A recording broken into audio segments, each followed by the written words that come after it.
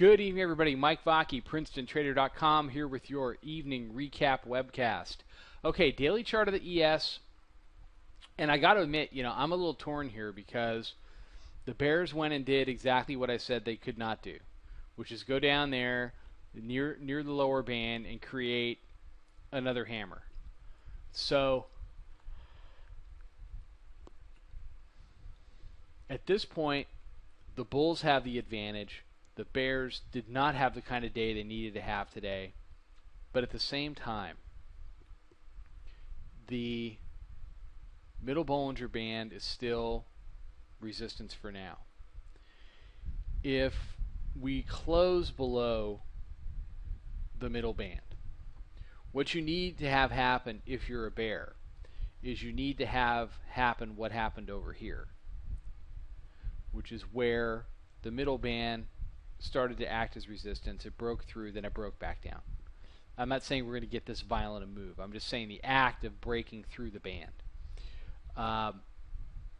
This could be a move back up to the upper band, or this could be a head fake and a move lower. We're right dead in the middle of the channel right now. Full disclosure, I'm short right now. It's not a large position, but I am short simply because I think that the overnight and the morning stuff has been tended, to the downside. So I was short the majority of the day. I peeled off twice as we traded down to the 83 level. I added back as we headed higher into the close. So it's a small short position that I'm trading around, but full disclosure, that's where I am tonight. I don't hold overnight very often, and I'm holding right now. So that's where I'm at with my trading. My thought is middle band acts as resistance, and we get a move back down to test yesterday's lows.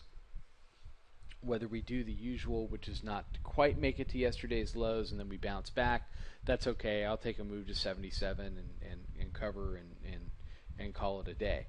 If we get a bigger move, then you could see things open up and go down to test 1670, which is, that's really high noon on this chart.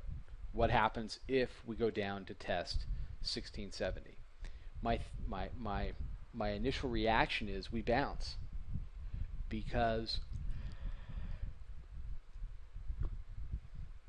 the Bears have been able to make reactionary moves down, violent pushes down. They haven't been able to hold a move down.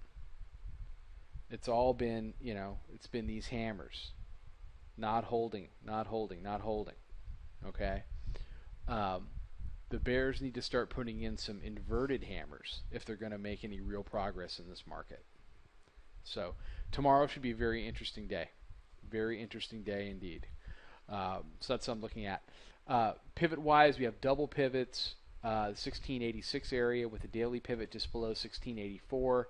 You've got the 9-day pivot up at 1689.5, which is right up around the weekly pivot. What we saw last week was the weekly pivot up at 95 consistently be resistance. If we begin to see the weekly pivot, the 9-day pivot up in the 89.90 area consistently be resistance, in my opinion, those are rallies that need to be sold. It worked all last week. It'll work until it doesn't work. So look for those moves up to the 89.90 area and understand that if those moves look like they are resistance, that's an area that needs to be sold.